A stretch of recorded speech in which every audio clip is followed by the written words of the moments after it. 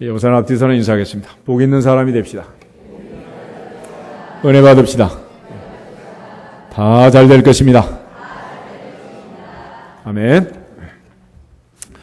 오늘 예수님의 고난의 십자가의 운명하시는 장면을 읽었습니다. 예수님의 생애를 보면 예수님께서 공생애를 시작할 때 맨 처음 세례 요한에게 물 세례를 받습니다.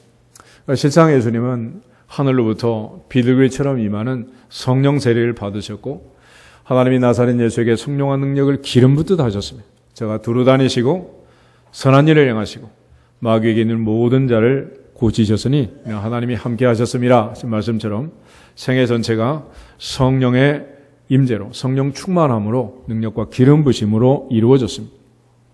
이런 모두가 다 성령 충만하게 주신 사명을 잘 감당할 수 있기를 주 이름으로 축복합니다. 예수님은 그때부터 성령에 이끌리셨고 또 광야로 가서 40일 동안 기도하시고 마귀에게 시험을 받았습니다.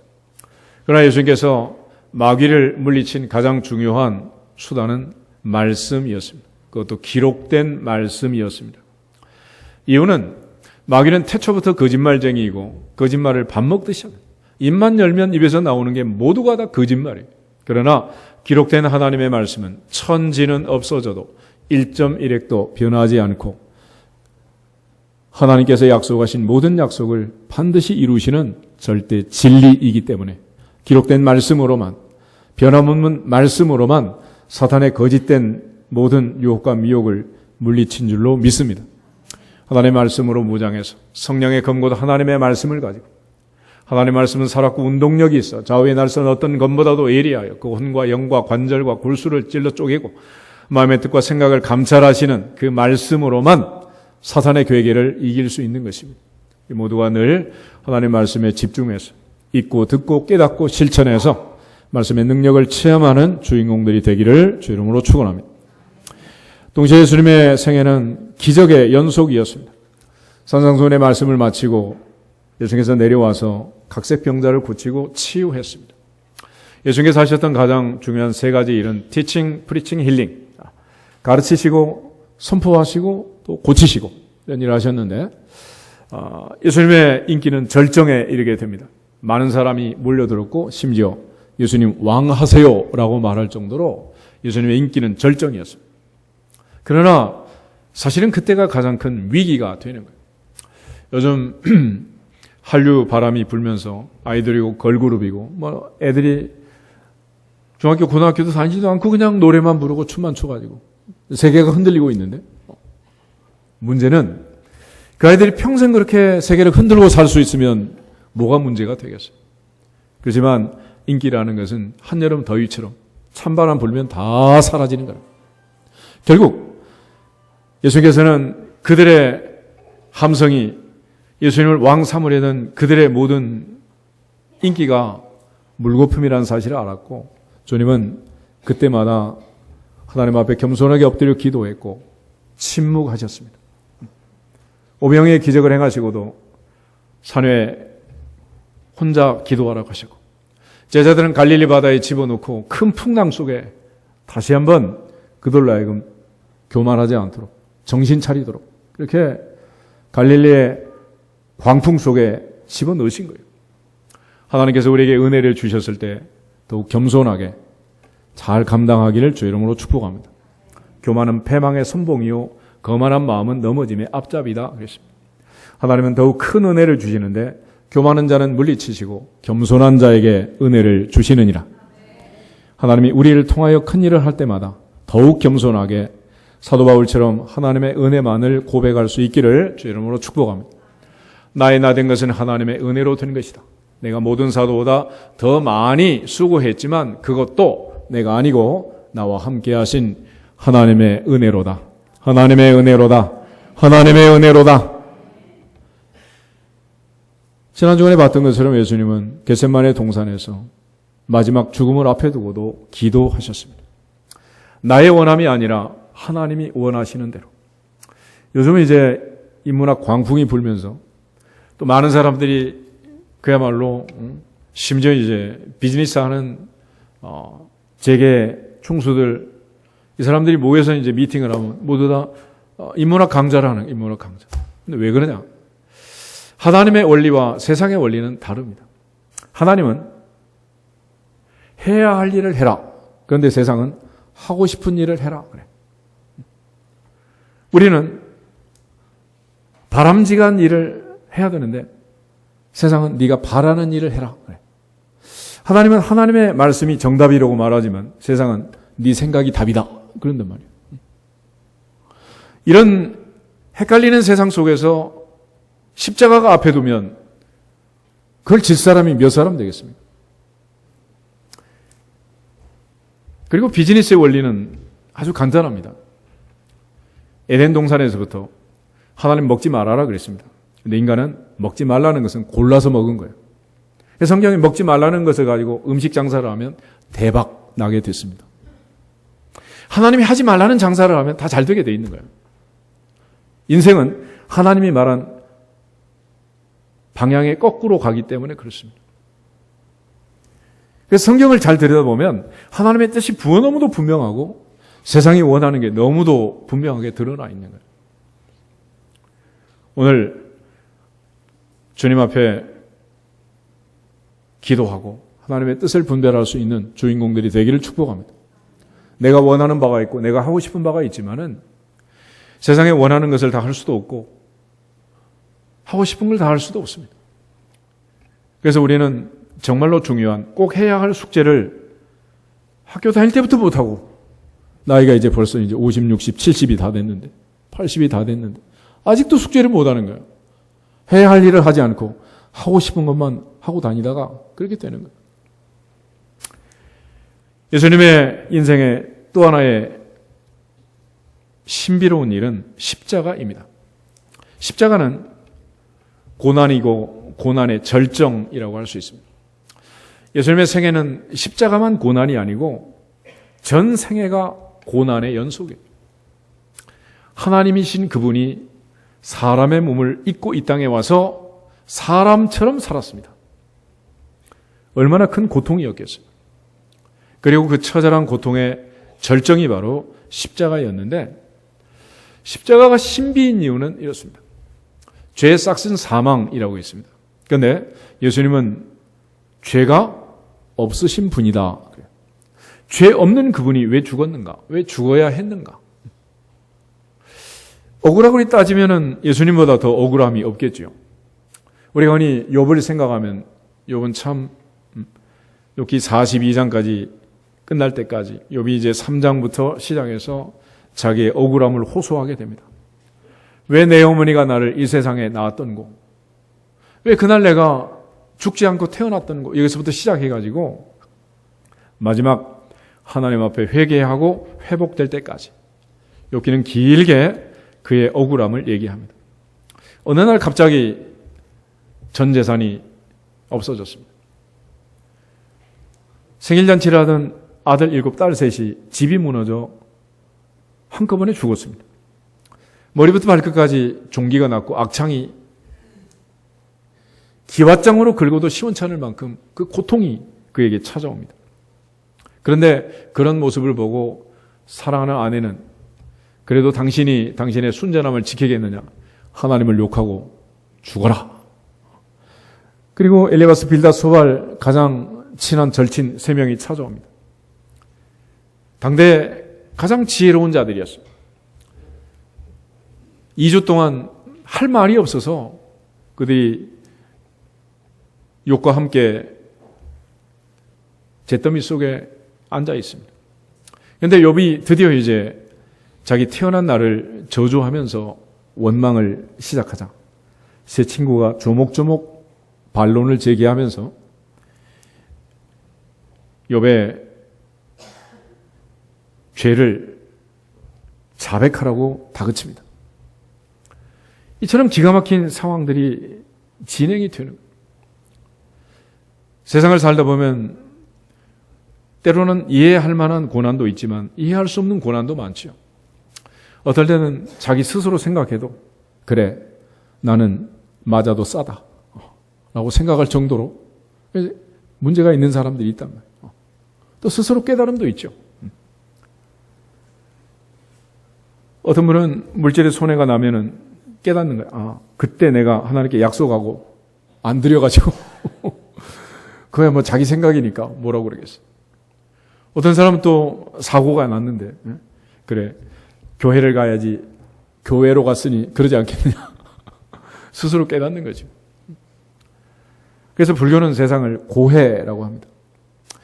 아담이 하나님 말씀에 불순종함으로 인간은 가시덤불과 엉겅퀴가 있는 이 세상에 쫓겨나서 살아가고 있는 거예요. 광야로 이스라엘 백성들이 나가서 40년을 살았습니다. 물이 없고 마실 것이 없고 먹을 게 없는 그 광야. 그 광야에 나가서 먹을 게 없다, 마실 게 없다.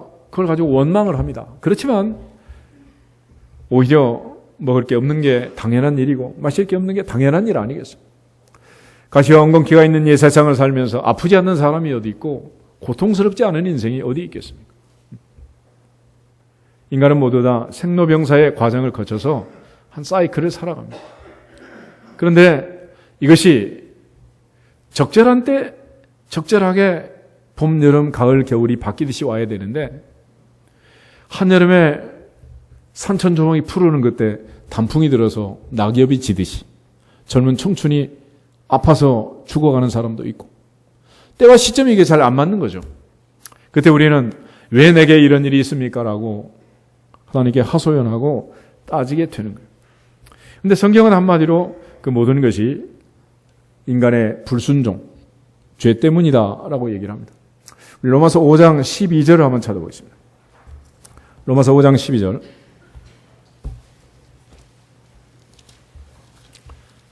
한 절만 같이 읽어보겠습니다. 로마서 5장 12절. 그러므로 한 사람으로 말미암아 죄가 세상에 들어오고 죄로 말미암아 사망이 들어왔나니 이와 같이 모든 사람이 죄를 지었으므로 사망이 모든 사람에게 이르렀느니라. 아멘. 이 한 사람이 누구냐? 이 아담이란. 14절에 보면 그러나 아담으로부터 모세까지 아담의 범죄와 같은 죄를 짓지 아니한 자들까지도 사망이 왕노릇하였나니 아담은 오실 자의 모형이라. 그래서 아담은 인류의 대표로 에덴 동산에서 죄를 지었다. 그랬대. 그래서 저는 이 구절을 대표의 원리로 해석을 하는데 아담 한 사람이 범죄한 그게 뭐가 문제냐? 그러면 이와 같이라는 말처럼 이와 같이 모든 사람도 죄를 지었으므로 사망이 모든 사람에게 이르렀다. 아담이 아닌 하와가 아닌 나와 내 남편이 에덴에 있었으면 그러지 않았을 텐데 라고 얘기하는 사람이 있다고 해서 그 사람을 에덴에 집어넣어서 다시 인류의 시작을 다시 한번 기회를 준다고 해도 결과는 마찬가지다. 그런 뜻입니다. 그래서 인생에게 주어진 이 불순종, 범죄, 이로 인해 찾아온 죄와 사망, 그 고통, 이거를 해결하기 위하여 예수님이 오신 거예요. 17절, 18절 두 절을 다시 한번 읽어보겠습니다. 한 사람의 범죄로 말미암아 사망이 그 한 사람을 통하여 왕노릇 하였은즉 더욱 은혜와 의의 선물을 넘치게 받는 자들은 한 분 예수 그리스도를 통하여 생명 안에서 왕노릇 하리로다. 그런즉 한 범죄로 많은 사람이 정죄에 이른 것 같이 한 의로운 행위로 말미암아 많은 사람이 의롭다심을 받아 생명에 이르렀느니라. 아멘. 결국 한 사람의 불순종이, 범죄가 많은 사람을 고통스럽게 만들었고 한 사람의 순종하심이 많은 사람을 의인이 되게 했다라고 말합니다. 그렇기 때문에 예수님의 십자가, 그 십자가의 신비라는 것은 죄 없는 그분이 죽으시고 그 대신에 우리가 살아나게 된 것입니다. 예수님의 생애 전체가 고통이지만 그 절정에 달한 예수님의 외침을 보면 엘리 엘리 라마 사박다니라고 말해요. 예수님께서 십자가의 고통 속에서 절규하신다. 절규.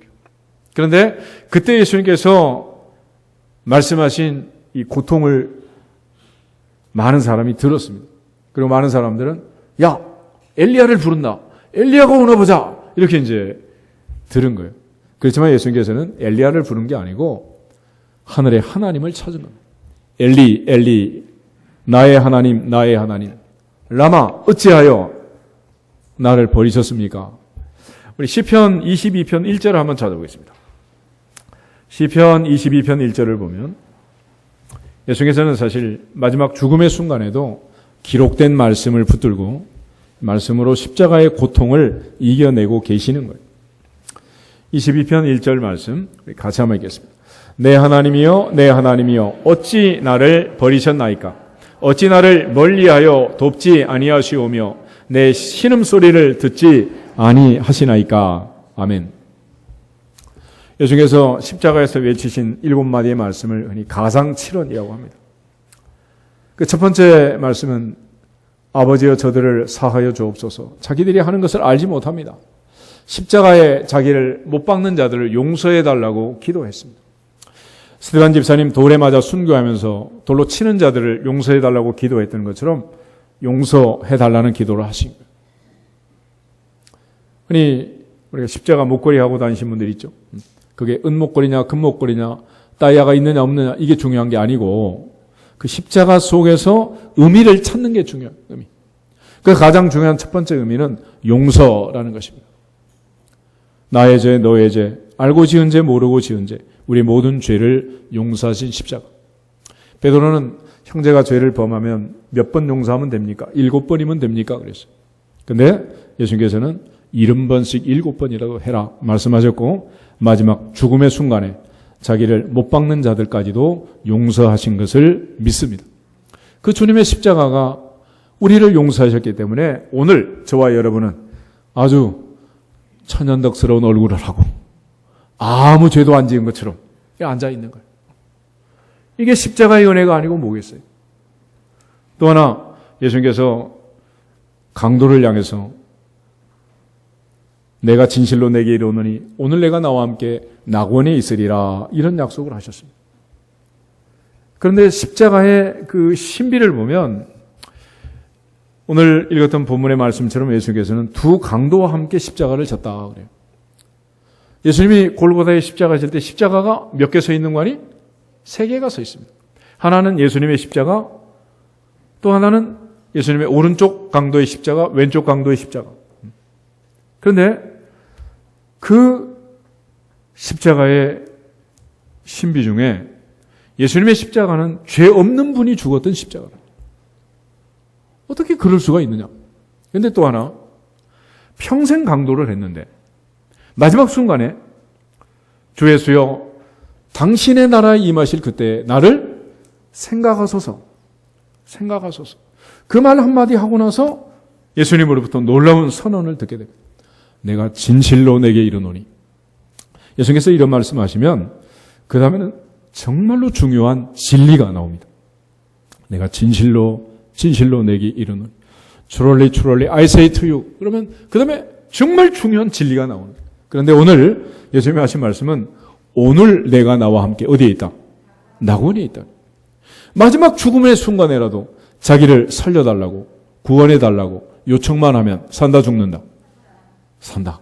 이게 십자가의 신비라는. 그러나 또 한 사람은 마지막 순간까지 찾아온 그 기회를 놓쳐버리고 거절하고 죽어가고 있습니다. 하나님 우리에게 은혜를 주셨다는 것은 기회를 주셨다는 기회. 그리고 그 주어진 기회를 우리가 받아들이느냐 거절하느냐는 누가 결정합니까? 내가 하는 내가. 그래서 내가 스스로 결정할 수 있는 권리를 free will, 자유의지라고 하는 겁니다. 삼남한상에게는 하나님이 모두가 다 순종할 수 있는 권리만 주셨어요. 그러나 인간에게는 스스로 결정할 수 있는 자유의지를 주신 거예요. 그래서 모든 만물은 하나님이 정한 태초의 질서를 따라서 한 발짝도 움직이지 않습니다.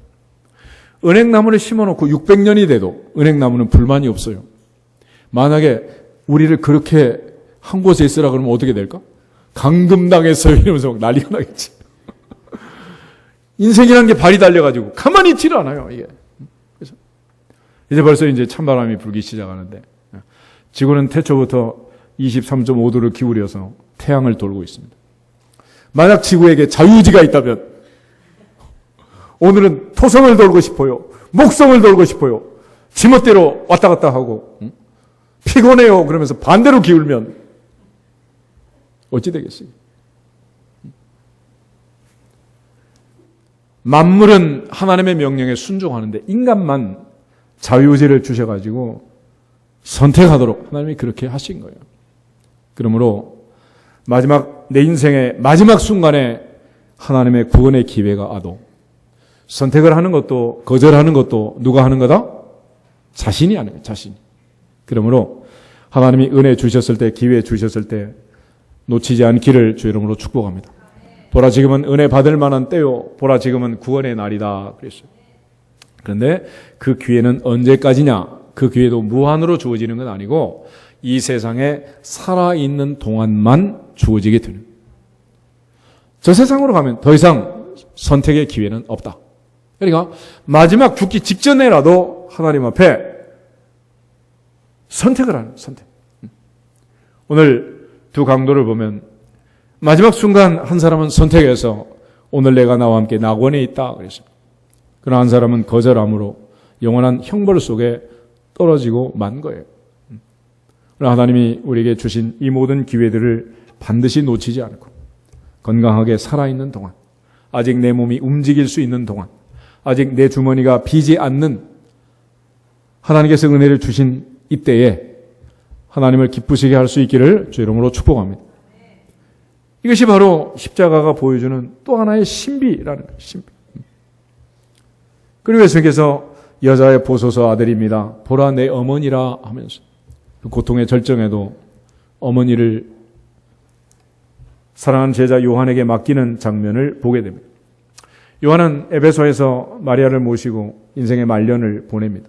나이 많아 늙을 때까지. 그러면 이제 마지막 반모섬에 유배돼가지고 이제 복음을 쓰게 되는데 요한이 쓴 복음서는 5가지. 요한복음, 요한일서, 요한인서, 요한3서, 요한계시록. 그래서 사도 요한이 쓴 이 요한복음이나 요한계시록을 보면 그 깊이가 가히 너무 깊어서 우리가 이해하기 정말 하나님의 은혜가 이해할 수 없는 깊은 말씀을 주시는.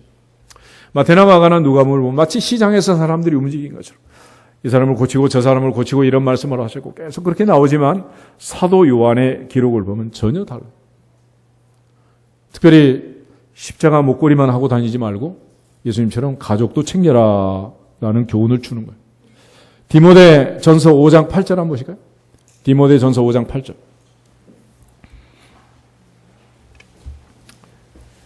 디모데 전서 5장 8절 한 절만 읽겠습니다. 디모데 전서 5장 8절. 누구든지 자기 친족, 특히 자기 가족을 돌보지 아니하면 믿음을 배반한 자요 불신자보다 더 악한 자니라. 아멘. 그럼에도 불구하고 내 시어머니 모시는 게 쉬워요? 남의 시어머니 모시는 게 쉬워요? 이게 우리 현실이야, 현실. 예수님은 마지막 순간에도 my family, 내 가족을 챙기고 하나님 앞에 사랑하는 제자에게 어머니를 부탁하는 그런 모습을 보여주고 있습니다. 그래서 예수님께서 외치신 엘리 엘리 라마 사박다니. 아까 읽었던 시편 22편 1절인데 히브리 말로는 사박다니가 아니라 아잡다니 그래. 아잡으라는 동사를 쓰는데 아잡으라는 동사는 기본적인 의미가 give up, 포기한다는 거예요. 포기. 그런데 포기라는 것은 내가 포기했습니다 라고 포기가 되는 게 아니라 포기라는 것은 또 다른 선택을 전제로 하는 거예요. 선택과 포기는 공존하는 동전의 양면이에요.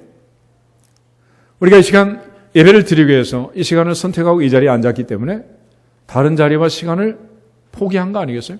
그죠? 결국은 우리가 이제 몸이 하나이기 때문에 하나를 포기해야 또 하나를 선택하는. 인생에 있어서 가장 절망은 누군가 나를 버렸다, 포기했다 라는 생각이 들 때, 버림받았다 라는 생각이 들 때 가장 크고 아프다 그래요. 요즘 이제 출생적으로 미혼모라든지 또 버려진 아이들, 또 과원에 위탁된 아이들, 외국으로 입양된 아이들, 이런 아이들이 있잖아요. 나이가 들어서 이제 부모 형제를 찾고 고향 방문도 하고 그러지만은 그 평생 마음속에 있는 무거운 짐은 뭐냐? 사정은 알 수 없지만, 이유는 알 수 없지만, 내가 다 용서할 수 있지만, 그러나 그때 그 시절 내 엄마가, 내 아빠가 나를 버렸다는 거, 포기했다는 거. 지금 예수님의 이 십자가의 절규를 보면 내 아버지가 십자가에서 지금 내가 죽는데, 아버지는 모든 것이 가능한데, 그 능력 있는 아버지가, 전능하신 아버지가 나를 어떻게 했다는 거예요? 포기했다는 거예요. 나를 버리셨다는 거예요. 그 처절한 절규를 지금 십자가에서 외치고 있는 겁니다. 여러분 이제 잊어버리실지 모르겠지만은, 사람이 태어나서 성장하는 과정에서 제일 먼저 만나는 이 처절한 버림받았다는 느낌, 이게 언제냐? 울기만 하면 달려와서 쭈쭈도 주고 기저귀도 갈아주고 이쁘다고 업어주고 안아주고 달래주고 뭐 목마 태워주던 그 엄마가 어느 날 빨간 약 바르고 빨간 약 바르고 할머니한테 가! 그러던 그날 밤, 하늘이 무너지고 땅이 꺼진 것처럼 울어제치던 그날 밤, 엉덩이 때려가면서 안 돼! 라고 쫓아낼 때, 그때 인간은 첫 번째 절망을 한대. 하늘이 무너지고 땅이 꺼지고 얼마나 기가 막히겠어. 그때부터 시작해서 이제 하나씩 이런 단절의 고통을 겪게 되는 거예요. 마지막 순간 세상 떠날 때는 누구밖에 없어? 나밖에 없는 거지. 나 혼자 요단강을 건너가는 거예요. 아무리 사랑하는 남편도 아내도 아들도 딸도 같이 가지는 않습니다. 나 혼자 가는 거예요. 십자가에서 예수님 마지막 순간인데 아무도 예수님 따라오지 않습니다. 하늘의 하나님마저 포기했다. 도대체 무엇 때문이냐? 그런데 그 포기는 선택을 전제한다 그랬잖아요. 하나님은 그 순간 십자가에서 나를 선택하고 너를 선택하고 우리를 선택하기 위해서 아들을 버리고 포기한 거예요. 이게 바로 십자가의 가장 놀라운 신비라는 것입니다. 그래서 바울이 고백했던 것처럼 내가 그리스도와 함께 십자가에 못 박혔나니 그런즉 이제는 내가 사는 것이 아니요 오직 내 안에 그리스도께서 사시는 것이라. 이제 내가 육체 가운데 사는 것은 나를 사랑하사 나를 위하여 자기 자신을 버리신 하나님의 아들을 믿는 믿음 안에서 산다. 아브라함이 모리아산에서 아들을 바칠 때 아브라함은 아들 이삭을 바쳤지만 이삭은 자기 자신을 바친 거예요. 십자가에서 하나님은 아들을 포기했지만 예수님은 자기 자신을 버리시고 포기하신 겁니다. 요한복음 10장 18절에 가면 예수님은 자원해서 스스로 포기했다라고 말해요. 우리를 살리기 위해서. 오늘 그 주님의 십자가를 보면서 하나님의 사랑을 깨닫고 동시에 우리의 모든 죄가 덕지 붙은 그 십자가 속에서 내 죄를 깨닫고 그 죄를 단번에 씻어낸 십자가의 보혈, 그 보혈의 능력을 깨닫고 하나님의 은혜 안에 거할 수 있기를 주 이름으로 축복합니다. 그래서 이 십자가를 보면 십자가 속에 하나님의 어마어마한 은혜가 들어있고 동시에 그 속에 우리의 엄청난 죄가 녹아 들어있는 것. 세상에 가장 무서운 잔이 있다면 그는 예수님이 마신 잔이다. 단 한 방울만 떨어뜨려도 그 어떤 생명체도 살아날 수 없는 인류의 모든 죄를 섞어서 만들어 오는 그 독잔, 그걸 해독할 수 있는 해독제가 있는데 그게 바로 십자가의 보혈이라는 것입니다. 십자가의 보혈로 그 잔을 해독해서 십자가의 보혈로 우리의 모든 죄를 정결케 해서 흰눈처럼 양털처럼 깨끗하게 하신 줄로 믿습니다. 예수님께서 다섯 번째는 내가 목마르다 말씀하세요. 이거는 인성을 가지고 처절하게 고난을 당하신 것을 얘기합니다. 신성으로 하나님의 능력으로 십자가를 쉽게 넘어간 게 아니고 인간으로 와서 인간의 몸을 입고 우리와 똑같은 육체를 가지고 그 모든 고통을 다 당하신 것입니다. 고통을 당했기 때문에 또한 목마른 자들을 위로하고 초대할 수가 있는 거예요. 예사야 55장 1절 말씀처럼 너희 목마른 자들아 물로 나오라. 돈 없는 자도 오라. 너희는 와서 사 먹되 돈 없이 값 없이 와서 포도주와 젖을 사라. 그랬습니다. 아모스가 말한 것처럼 물이 없어 가람이 아니고 양식이 없어 기근이 아니다. 하나님의 말씀을 듣지 못한 기갈이다. 내 영혼이 살아있다면 우리는 영적인 목마름을 느낄 줄 알아야 할 것입니다. 흔히 말씀은 영혼의 양식이고 기도는 영혼의 호흡이라고 합니다. 한 달을 굶었는데도 배고프지 않다. 물을 언제 마셨는지 기억이 안 나는데 목마르지 않다. 그러면 살았다 죽었다. 벌써 죽은 거지. 벌써. 오늘 영적 목마름을 회복할 수 있기를 주 이름으로 축원합니다. 배가 고픈 것은 살아있다는 증거고 목이 마르다는 것은 내가 아직 살아있다는 증거인 것입니다. 예수님께서는 다 이루었다 말씀하시고 십자가에서 죽음으로 죽음을 이기셨습니다. 죽음으로 죽음을 극복하고 죽음으로 우리의 죽음을 대신해서 우리에게 생명을 얻게 하신 줄로 믿습니다. 그리고 아버지, 내 영혼을 아버지 손에 부탁합니다 라고 십자가에서 운명하셨습니다. 그 주님의 십자가가 아니면 우리가 어떻게 하나님의 그 무한하신 사랑과 은혜를 깨달을 수가 있겠습니까? 결국 주님의 십자가와 두 강도의 십자가가 있지만은 그 고난의 의미는 전혀 다르다. 그래서 베드로는 우리가 애매한 고난을 당할 수도 있지만은 그러나 죄로 인하여 잘못해서 당하는 고난은 없으면 좋겠다. 그리고 또한 그리스도의 고난에 참여한다면은 기쁘고 즐겁게 여겨라 라고 말했어요. 세상 살면서 우리가 예수님께서 당하신 고난처럼 하나님의 섭리와 인도하심 속에서 고난을 당할 수 있습니다. 또 하나님의 계획과 훈련 속에서 연단 속에서 환난은 인내를, 인내는 연단을, 연단은 소망을 이루는 줄 안다 라는 말씀처럼 젊어서 고생은 사서도 해라 라는 말씀처럼 우리를 훈련하고 연단하기 위한 그런 고난도 물론 있죠. 그러나 내가 잘못해서 내 스스로 저지른 그 죄책으로 인해서 시비에 말려들고 옥에 갇히기도 하고 이런 일에서는 안 된다는 것이죠. 오늘 주님이 십자가에서 보여주신 이 주님의 사랑을 다시 한번 생각하면서 하나님께서 예수 그리스도를 포기하면서 우리에게 새 생명을 주셨습니다. 예수 믿고 산다는 우리에게 주어진 가장 큰 신비가 뭐냐? 그러면 누구든지 예수님을 만나면 그날 그의 인생은 새롭게 출발할 수 있느니라. 새 출발할 수 있느니라. 이게 놀라운 일이야. 이제 여름이 가고 찬바람이 불고 또 이제 아이들이 새 학기를 시작하고 벌써 지난주부터 이제 중고등학생들은 개학을 시작했더라. 대학생들도 이제 8월 말이면 다 개학을 합니다. 새로운 학기야. 날씨는 덥고 뜨겁다고 하지만은 다시 한번 우리가 주님의 십자가를 생각하면서 십자가의 주님을 만나면서 새롭게 새 출발하는 시간이 되기를 주 이름으로 축복합니다. 누구든지 그리스도 안에 있으면 새로운 피조물이라. 보라, 이전 것은 지나갔으니 새 것이 되었도다. 옛사람을 벗어버리고 새 사람을 입을지어다. 어둠의 를 벗고 빛의 갑옷을 입을지어다. 다메섹 도상에서 주님 만나는 그 순간 사울은 바울의 인생을 출발하게 됩니다. 시내산에서 80의 모세, 떨기나무 불꽃 가운데 찾아오신 하나님의 사자를 만나면서 그는 새로운 40년의 출애굽의 전사로, 리더로 인생을 시작하게 됩니다.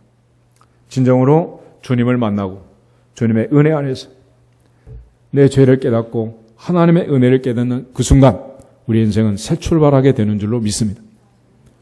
그러므로 이전 것은 지나가고 새 것이 되기 위해서 첫째는 십자가 속에서 내 죄를 깨닫고 회개하고 새 출발하는 것. 또 하나는 하나님의 절대 무한하신 은혜로 그야말로 지나간 과거를 뒤로 하고 새롭게 출발할 수 있는 새 은혜를 십자가에서 주님이 주신 거예요. 오늘 하나님의 은혜를 다시 한번 생각하면서 십자가의 고난 속에서 우리에게 찾아오신 주님의 은혜를 생각하면서 새 출발하기를 축원합니다. 그러면 출발은 어떻게 하는 거냐? 요한일서 5장을 한번 찾아보겠습니다. 사도 요한이 이제 그 신비를 얘기하는데 요한일서 5장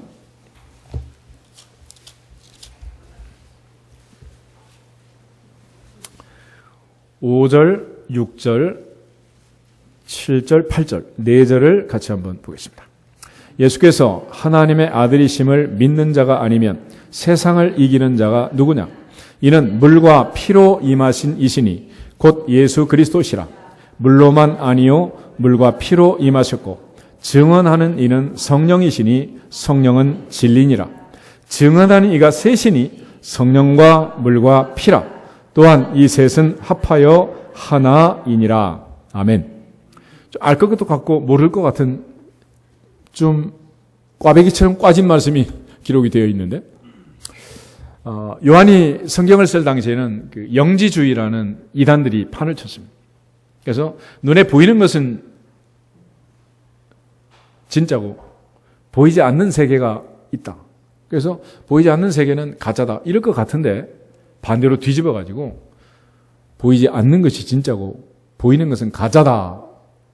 이렇게 이제 얘기를. 보이지 않는 이데아의 세계, 이게 진짜 세계고 눈에 보이는 현실은 전부 다 가상세계다. 그래서 예수님께서 이 땅에 육체를 가지고 오셔서 우리 앞에 나타난 것은 가짜고 안 보이신 예수님이 진짜인 것처럼 그렇게 이제 얘기를 한 거예요. 그래서 이제 가현설, 노세티즘을 주장하는 사람들이 있었는데 그래서 이제 물이라는 것은 특별히 이제 세례를 얘기하고 피라는 것은 십자가의 죽음을 상징하는 건데 예수께서 물 세례를 받고 이제 사역을 할 때 성령이 오셨고 십자가에 죽을 때 성령이 떠나갔다. 그래가지고 이상한 그 이단 사설을 막 풍기는 그런 상황이었어요. 그래서 사도 요한이 여기서 강조하는 것은 예수께서 물 세례 받을 때 물 세례만 받은 게 아니고 뭐 받았다고요? 성령 세례를 받았다. 또 예수님께서 피 흘려 죽으신 그 십자가 가짜로 죽은 척 한 게 아니고 진짜로 그가 피를 흘리심으로 우리의 죄값을 지불하고 그 죄값을 지불하심으로 우리는 새 생명을 얻게 된 줄로 믿습니다. 그래서 히브리서 기자가 이 부분을 가지고 이제 증언하는 내용이 있는데 황소나 염소의 피가 아니고 예수님은 자기 피로 단번에 성소에 들어가셨느니라. 구약에서는 대제사장이 1년에 한 번 대속죄일에 지성소에 들어가서 매년 제사를 드렸습니다. 그러나 예수님은 우리에게 있는 큰 대제사장 예수님은 한 번에 6월절에 지성소에 들어가서 자기 자신을 제물로 드리심으로써 모든 걸 완성했다.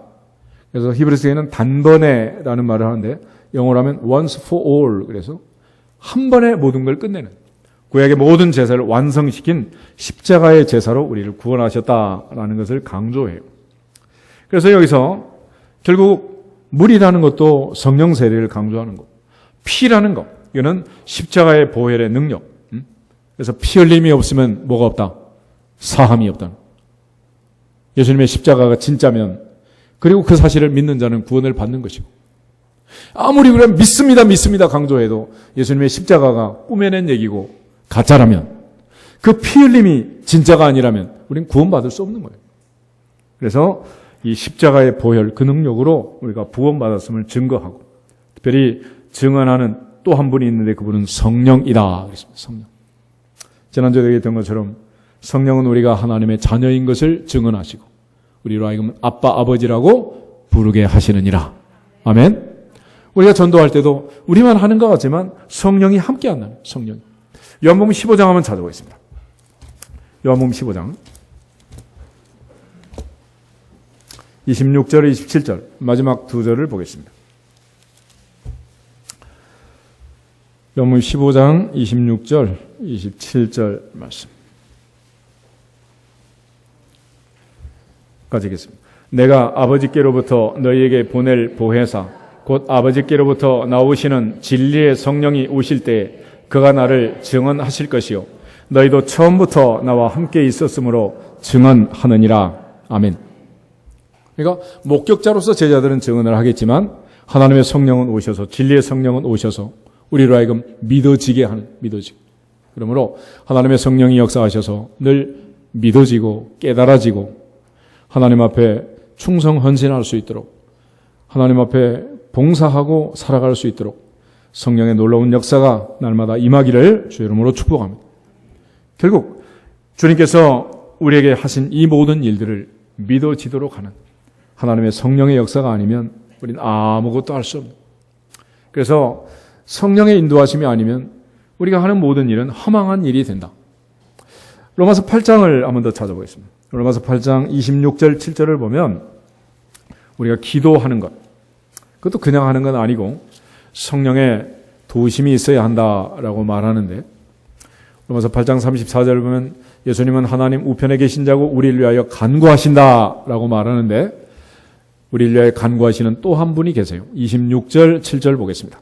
이와 같이 성령도 우리의 연약함을 도우시나니 우리는 마땅히 기도할 바를 알지 못하나 오직 성령이 말할 수 없는 탄식으로 우리를 위하여 친히 간구하시느니라.